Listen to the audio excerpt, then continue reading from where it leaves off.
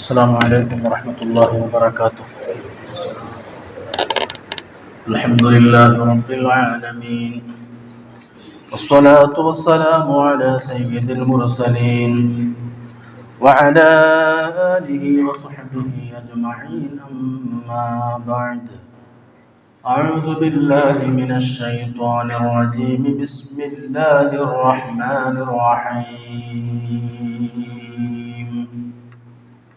يا أيها الذين آمنوا كونوا قوامين لله شهداء بالقسط ولا يجرمنكم شنآن قوم على ألا تعدلوا فاعدلوا هو أقرب للتقوى إن الله خبير بما تعملون. صدق الله العلي العظيم. ബഹുമാനമുള്ള മുഅ്മിനീങ്ങളെ, അല്ലാഹു സുബ്ഹാനഹു വ തആല പരിശുദ്ധമായ അവൻ്റെ പള്ളിയിൽ ഒരുമിച്ചതുപോലെ സ്വർഗത്തിലും നാം ഒരുമിച്ച് കൂടി അനുഗ്രഹിക്കട്ടെ. നമ്മിൽ നിന്ന് വന്നുപോയ ദോഷങ്ങളൊക്കെ അള്ളാഹുവിൻ്റെ ഫദ്ല് കൊണ്ട്, ഈ ദിവസത്തിൻ്റെ ഹഖ് കൊണ്ട് നമുക്ക് വിട്ടുപുറത്ത് മാപ്പാക്കി തരട്ടെ. നമ്മിൽ നിന്ന് മരണപ്പെട്ടു പോയവർക്ക് അള്ളാഹു മഗ്ഫിറത്തും റഹ്മത്തും പ്രദാനം ചെയ്യട്ടെ. നമ്മുടെയും നമുക്ക് വേണ്ടപ്പെട്ടവരുടെയൊക്കെ രോഗങ്ങൾ അള്ളാഹു ശിഫയാക്കി കൊടുക്കട്ടെ. നമ്മുടെ ഈമാൻ അള്ളാഹു സലാമത്താക്കി തരട്ടെ. ആമീൻ യാ റബ്ബൽ ആലമീൻ. സൂറത്ത് മാഇദയിലെ 8-ാമത്തെ ആയത്താണ് നമ്മൾ ഓതിയത്. യാ അയ്യുഹല്ലദീന ആമനൂ കൂനൂ ഖവ്വാമീന ലില്ലാഹ്. നിങ്ങൾ അള്ളാഹുവിന് വേണ്ടി നിലകൊള്ളണം. അള്ളാഹുവിന് വേണ്ടി നിലകൊള്ളുന്നവരായി നിങ്ങൾ മാറണം. ശുഹദാഅ ബിൽ ഖിസ്ത്, നീതിയുടെ സാക്ഷികളായി നിങ്ങൾ നിൽക്കണം. ധർമ്മത്തിൻ്റെയും നീതിയുടെയും സത്യസാക്ഷികളായി നിങ്ങൾ നിലകൊള്ളണമെന്ന് അല്ലാഹു തആല നമ്മെ പഠിപ്പിക്കുകയാണ്. വലാ യജ്രിമന്നകും ശനആനു ഖൗമിൻ അലാ അല്ലാ തഅദിലു. ആരോടെങ്കിലും നമുക്ക് ശത്രുതയും വിദ്വേഷവും ഒക്കെ ഉണ്ട് എന്ന് വെക്കുക. അത് കരുതിയിട്ട് അവരുടെ എല്ലാം മോശമാണ് എന്ന് പറയത്തക്ക രൂപത്തിലേക്ക് നിങ്ങൾ അധപ്പതിക്കരുത്. നിങ്ങൾ നീതി കൈക്കൊള്ളണം. ഏതെങ്കിലും ഒരു വിഭാഗത്തിനോട് ശത്രുതയുണ്ട് എന്ന് കരുതി, ഏതെങ്കിലും ഒരു വിഭാഗത്തിനോട് എതിർപ്പുണ്ട് എന്ന് കരുതി അത് വെച്ചിട്ട് നിങ്ങൾ അതിർ വിടാൻ പാടില്ല. അല്ലാഹു തആല ഒരു മനുഷ്യൻ്റെ മാനവികമായ യഥാർത്ഥ മൂല്യങ്ങളെ നമ്മെ പഠിപ്പിച്ചു കൊണ്ടിരിക്കുകയാണ്. ഇന്ന് ഡിസംബർ 5, നാളെ ഡിസംബർ 6. ബാബരി മസ്ജിദ് തകർക്കപ്പെട്ടതിൻ്റെ 33 വർഷം തികഞ്ഞ് 33 വർഷത്തെ ഇന്ത്യൻ മുസ്ലിമീങ്ങളുടെ വേദനകളും മനസ്സിൻ്റെ പ്രയാസങ്ങളും ഒന്നുകൂടി അയവിറക്കുന്ന ഒരു കറുത്ത ദിനം നാളെ ഡിസംബർ 6. ബാബരി മസ്ജിദ് തകർക്കപ്പെട്ടതിൻ്റെ 14 നൂറ്റാണ്ടുകളോളം 400ഓളം വർഷങ്ങൾ മുസ്ലിം ഉമ്മത്ത് സുജൂദ് ചെയ്ത് അള്ളാഹുവിനെ ആരാധിച്ച ബാബരി മസ്ജിദിൻ്റെ തായ്ക്കുടങ്ങൾ തകർക്കപ്പെട്ടത് 33 വർഷങ്ങൾക്ക് മുമ്പാണ്. നാളെ ഒരിക്കൽ കൂടി ഡിസംബർ 6 നമ്മിലേക്ക് വരുമ്പോൾ ഈ കറുത്ത അധ്യായം ഒരിക്കലും നമ്മൾ വിസ്മരിക്കരുത്. വിശ്വാസികൾ എപ്പോഴും ഇത് ഓർത്തുകൊണ്ടേയിരിക്കണം. നമുക്ക് ചരിത്രബോധം ഉണ്ടാകണം. ചരിത്രബോധമുള്ളവരായി നമ്മൾ മാറണം. നമ്മുടെ വരും തലമുറക്ക് നമ്മൾ ചെയ്ത നന്മകളും നമ്മൾ തിരസ്കരിക്കപ്പെട്ടതും നമ്മൾ ആക്രമിക്കപ്പെട്ടതും എല്ലാം ബോധ്യപ്പെടുത്തി കൊടുക്കാൻ നമുക്ക് സാധിക്കണം. അല്ലാഹു തആല പറയുന്നുണ്ട്, പ്രത്യേക ഒരു വിഭാഗത്തിനോട് പ്രത്യേക ഒരു ശത്രുത നിങ്ങൾക്ക് ഉണ്ടാകാൻ പാടില്ല, അതിരുവിടാൻ പാടില്ല. നിങ്ങൾ കൂനു ഖവ്വാമീന ലില്ലാഹ്, അല്ലാഹുവിനു വേണ്ടി നിലകൊള്ളണം. ശുഹദാഅ ബിൽ ഖിസ്ത്, നീതിയുടെ സാക്ഷികളായി വരണം. വലാ യജ്രിമന്നകും ശനആനു ഖൗമിൻ അലാ അല്ലാ തഅദിലു. ഏതെങ്കിലും ഒരു വിഭാഗത്തിനോട് വിദ്വേഷമോ വൈരാഗ്യമോ വെറുപ്പോ ഉണ്ട് കരുതിയിട്ട് അവർക്ക് മേൽ നിങ്ങൾ അതിക്രമം കാണിക്കാൻ പാടില്ല എന്ന് പ്രത്യേകം അല്ലാഹു തആല നമ്മെ ബോധ്യപ്പെടുത്തുകയാണ്. നമുക്കറിയാം, നമ്മുടെ ഇന്ത്യ രാജ്യം ഇന്ന് മുസ്ലിം ഉമ്മത്ത് വലിയ ആശങ്കയിലൂടെയാണ് നീങ്ങിക്കൊണ്ടിരിക്കുന്നത്. 20 ലക്ഷത്തോളം വരുന്ന മുസ്ലിം പള്ളികളുടെ ആധാരങ്ങളൊക്കെ ഇപ്പോഴും സൈറ്റിൽ കയറ്റാൻ കഴിയാതെ ജാമായി പ്രയാസപ്പെടുകയാണ് കേരളത്തിലെ തന്നെ പള്ളി കമ്മിറ്റി ഭാരവാഹികളൊക്കെ.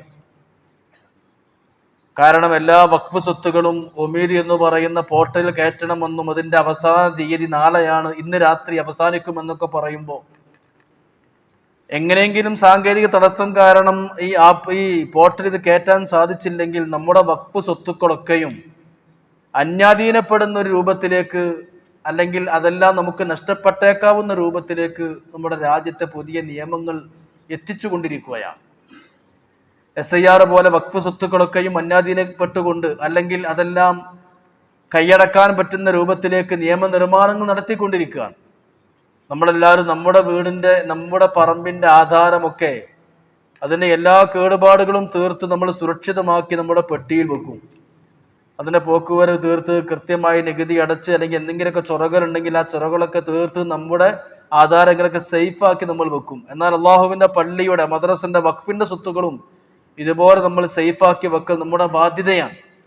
എവിടെയെങ്കിലും ചെറിയ പാളിച്ചകൾ, എന്തെങ്കിലും ചെറിയ ഒരു ഗ്യാപ്പ് കിട്ടിയാൽ ആ ഗ്യാപ്പിലൂടെ, ആ പ്രിവിലേജ് വെച്ച് അടിച്ചു കയറി നമ്മെ തകർക്കാനുള്ള കുൽസിതമായ കൊണ്ടുപിടിച്ച ശ്രമങ്ങളാണ് നമ്മുടെ രാജ്യത്ത് നടന്നുകൊണ്ടിരിക്കുന്നത്. കാരണം 1948 ഡിസംബർ 12 വരെ ബാബരി മസ്ജിദിൽ നിസ്കാരം നടന്നിട്ടുണ്ട്.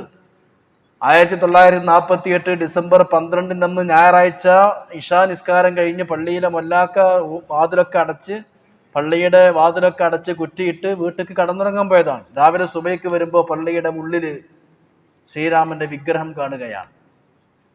അങ്ങനെ ആളുകൾ ഒച്ചപ്പാടുമായി വന്നു. ഇവിടെ വിഗ്രഹമുണ്ടെന്ന് പറഞ്ഞു. സർക്കാർ ഇടപെട്ടു. അന്ന് ജവഹർലാൽ നെഹ്റു പറഞ്ഞു ആ ബിംബം അവിടെ നീക്കണം, വിഗ്രഹം നീക്കം ചെയ്യണം. നീക്കം ചെയ്തു. അന്ന് കേരളത്തിൽ മലയാളിയായ KK നായർ എന്ന് പറയുന്ന ഫൈസാബാദിലെ ഉദ്യോഗസ്ഥനായിരുന്ന മജിസ്ട്രേറ്റ്, അദ്ദേഹം പറഞ്ഞു എങ്കിൽ തൽക്കാലം നമുക്ക് പള്ളിയൊന്ന് പൂട്ടിയിടാം.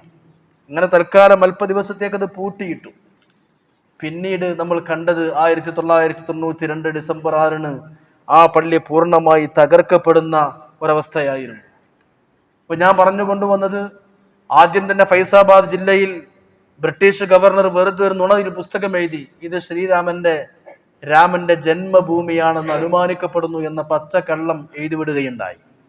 ഇത് ഫൈസാബാദ് അവിടുത്തെ അയോധ്യയിൽ അവധി എന്ന് പറയും. അത് ഹിന്ദുക്കളും മുസ്ലിമീങ്ങളൊക്കെ ഒരുമിച്ച് കൂടി പോരാടി ഒരുമിച്ചിരുന്ന് ബ്രിട്ടീഷുകാരിൽ നിന്ന് പിടിച്ചടക്കിയ, രാജ്യത്തിന്റെ സ്വാതന്ത്ര്യം നേടിയ അവധി എന്ന പ്രദേശം, അവിടുത്തെ മുസ്ലിമീങ്ങളെയും ഹിന്ദുക്കളെയും ഭിന്നിപ്പിക്കാൻ വേണ്ടിയിട്ട് ബ്രിട്ടീഷുകാർ ചെയ്തൊരു പണിയായിരുന്നു. ആ ഫൈസാബാദ് ജില്ലയിലെ അന്നത്തെ ഗവർണറെ കൊണ്ട് വെറുതെ ഒരു പുസ്തകം എഴുതിച്ചു. ഇവിടെ ശ്രീരാമന്റെ ജന്മഭൂമിയാണെന്ന് അനുമാനിക്കപ്പെടുന്നു എന്ന്. പിന്നെ കുറെ കൊല്ലം കഴിഞ്ഞപ്പോൾ ആ പുസ്തകം രണ്ടാമത് പുനഃപ്രസിദ്ധീകരിച്ചു. ആ പുസ്തകത്തിൽ അനുമാനിക്കപ്പെടുന്നു എന്നുള്ളത് മാറ്റിയിട്ട് ഇത് രാമന്റെ ജന്മഭൂമിയാണ് എന്നതാണ് ചരിത്രം എന്നാക്കി വെച്ചു. ഇങ്ങനെ പുസ്തകത്തിൽ മാറ്റം വരുത്തിയപ്പോൾ ജനങ്ങളിലൊക്കെ അത് സ്വാധീനം ചെലുത്തി. ഭൂരിപക്ഷം വരുന്ന ആളുകളുടെ മനസ്സിലൊക്കെ ഇത് രാമന്റെ ജന്മഭൂമി തന്നെ എന്നവർ മനസ്സിലാക്കി. അങ്ങനെയാണ് വാഗ്വാദങ്ങളും വിമർശനങ്ങളും വന്ന് 92 പള്ളി പൊളിക്കപ്പെടുന്നത്.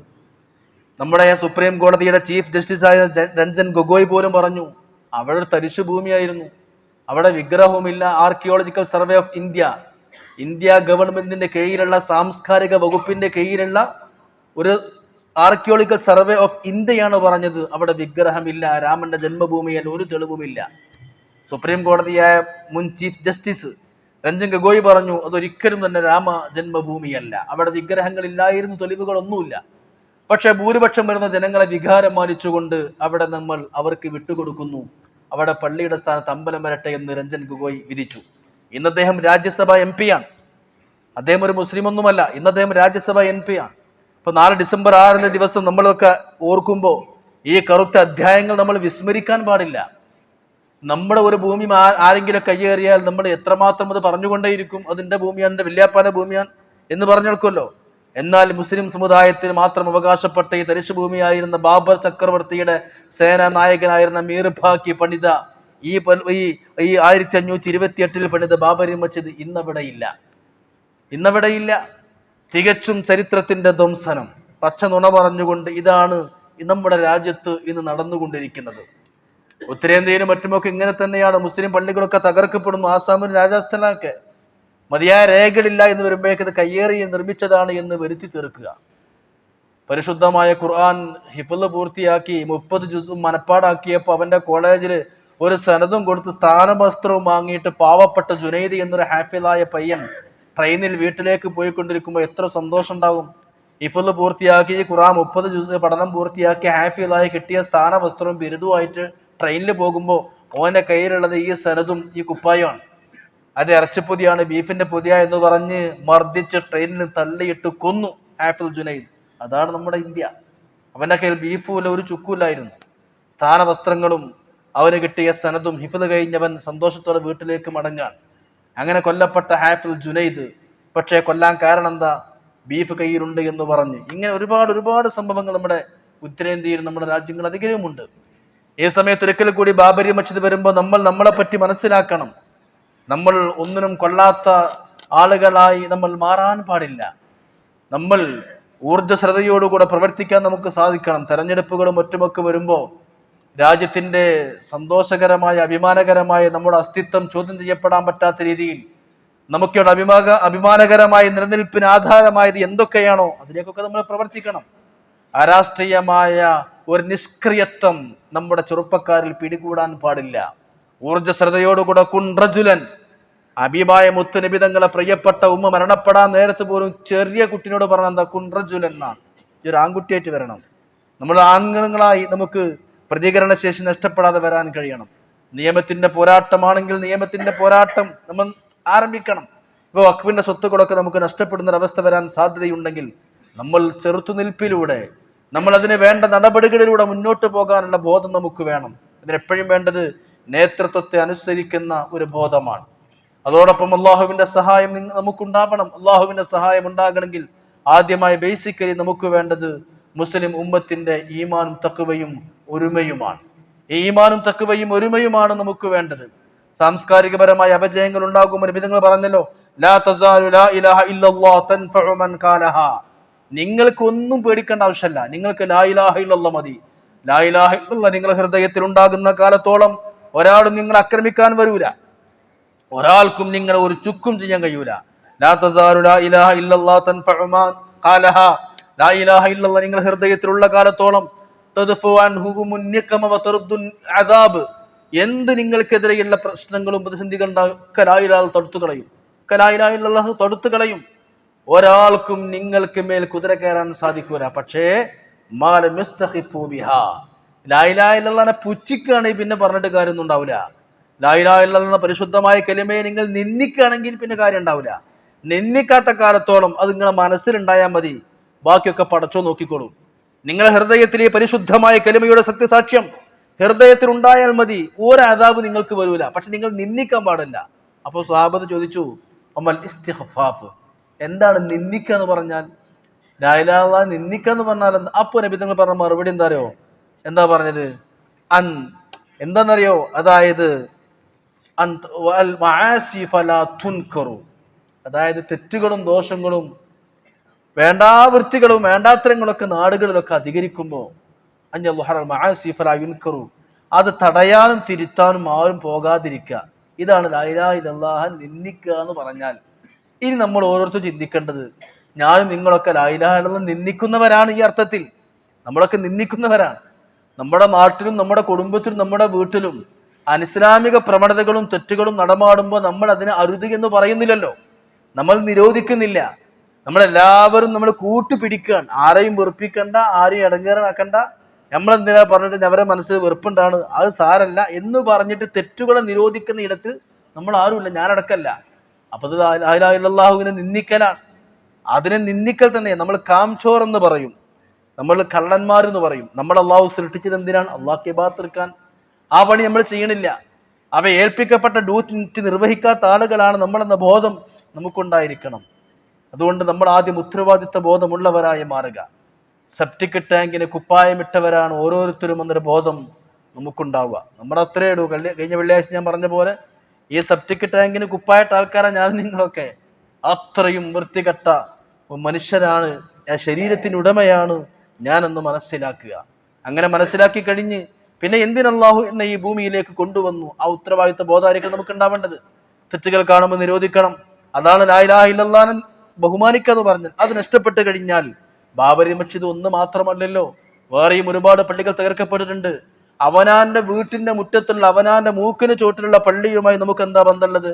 അള്ളാഹുവിന്റെ പ്രവാചകർ പറഞ്ഞു, സയഅതി അലാ ഉമ്മത്തി സമാൻ, എന്റെ ശേഷം ഒരു കാലഘട്ടം വരാനുണ്ട്. ലാ യബ്ഖാ മിനൽ ഇസ്ലാം ഇല്ലാ ഇസ്മുഹു വലാ യബ്ഖാ മിനൽ ഖുർആൻ ഇല്ലാ റസ്മുഹു മസാജിദുഹും ആമിറ. അതാ നമ്മുടെ ഭാഗം. മസാജിദുഹും ആമിറ, അവരുടെ പള്ളികളൊക്കെ അമ്പരച്ചുംബികളായിരിക്കും. അവസാന നാളിന്റെ അടയാളാണ്. പള്ളികളൊക്കെ രമ്യ ഹർമ്മങ്ങളെ പോലെ തുസഖറഫുൽ മസാജിദു കമാ തുസഖറഫുൽ കനായിസ്, നബിതങ്ങളെ ചുണ്ടുകൊണ്ട് പറഞ്ഞ ഹദീസാണിത്. എത്ര സത്യാണ്!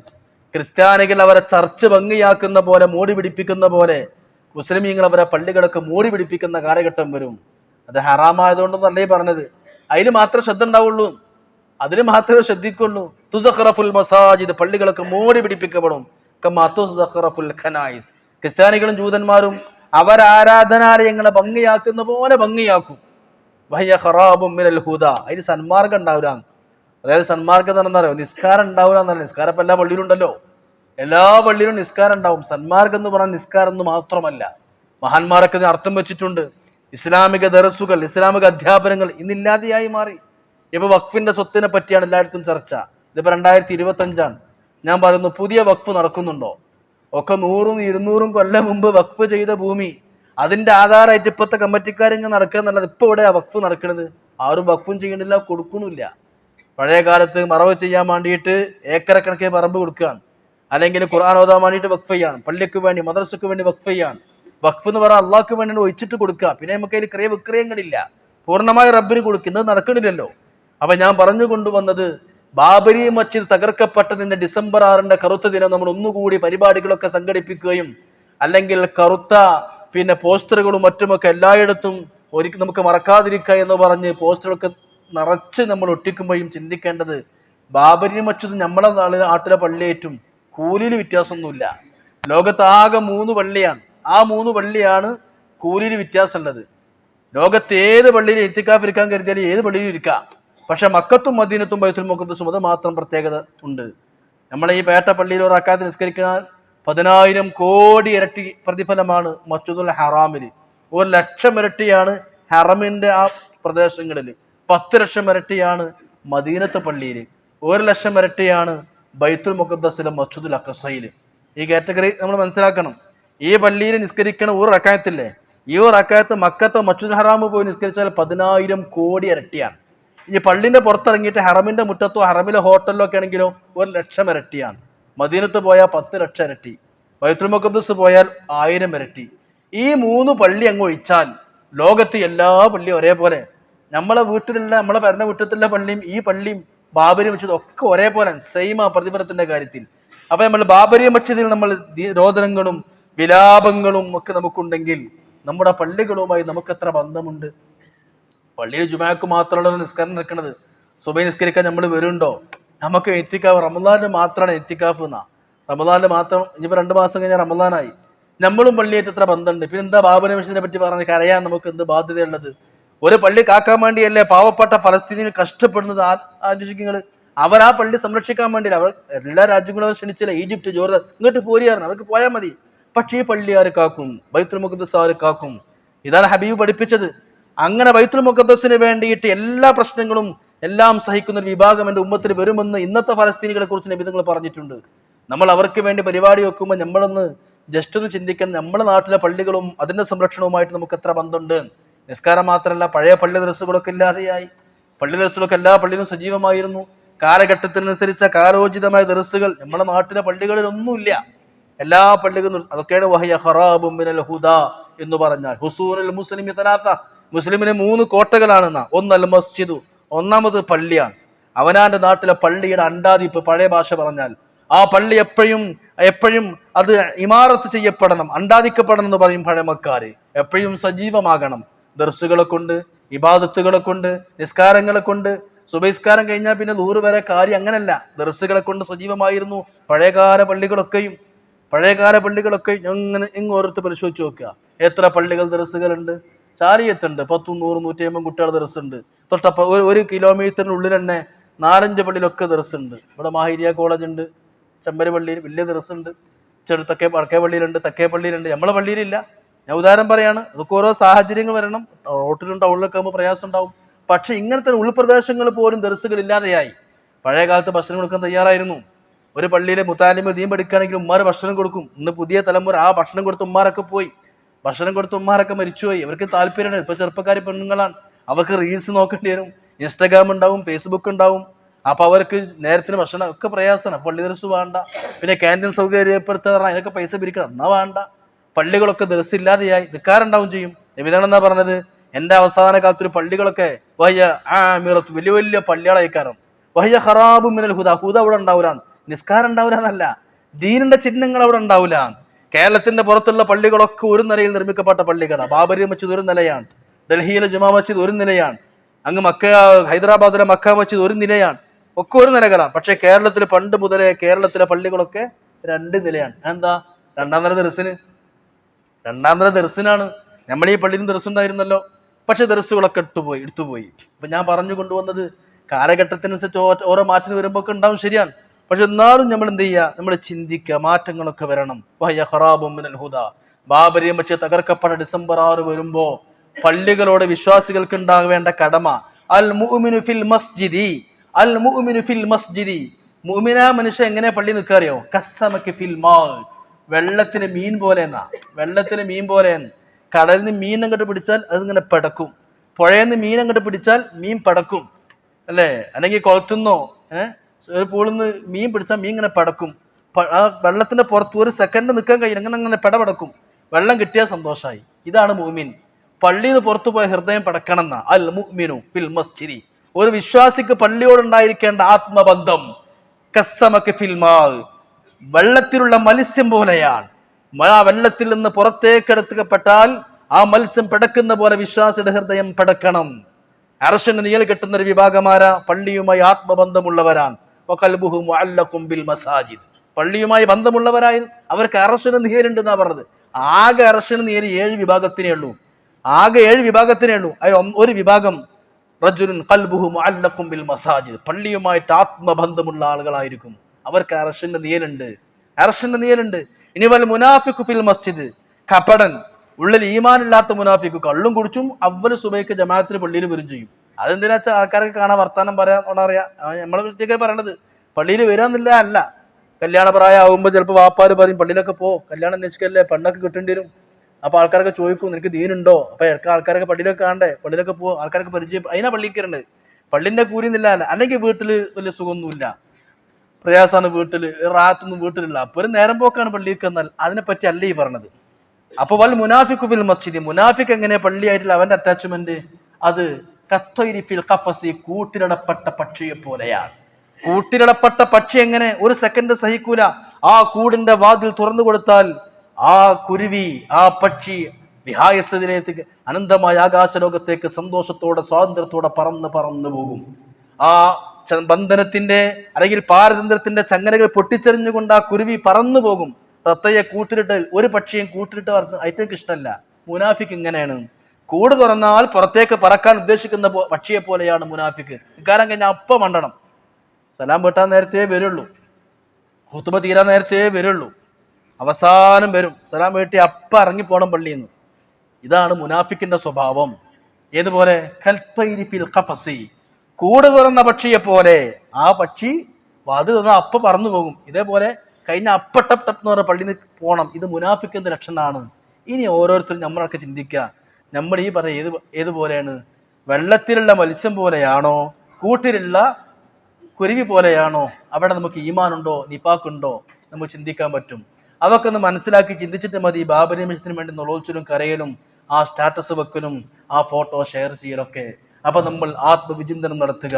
അള്ളാഹു തഖ്വ കൊണ്ട് അനുഗ്രഹിക്കുമാറാവട്ടെ. വാഖിറു ദഅവാന അൽഹംദുലില്ലാഹി റബ്ബിൽ ആലമീൻ. പ്രിയപ്പെട്ട